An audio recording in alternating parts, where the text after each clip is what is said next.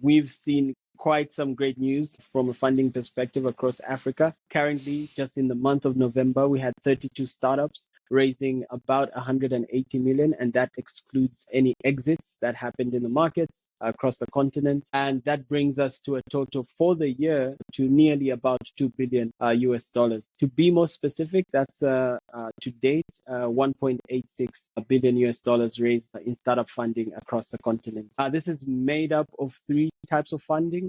Financing, which is the equity, debt, and also grants. And this is split respectively, equity coming through at 64%, debt was at 34%, and grants were at 2%.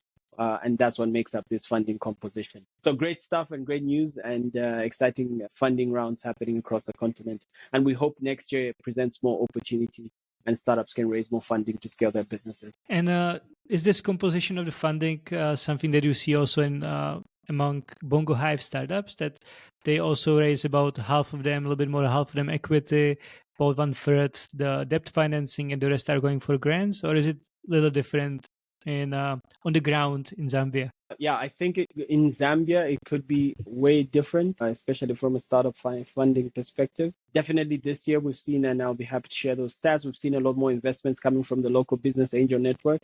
And most of these have been predominantly a blend of equity and debt, with equity dominating and coming on top as the highest form of funding that the startups are raising. But we do have quite significant amount of grants that go to startups as well. So, the grant side, in as much as it's 2% across the continent, it will be quite significant here.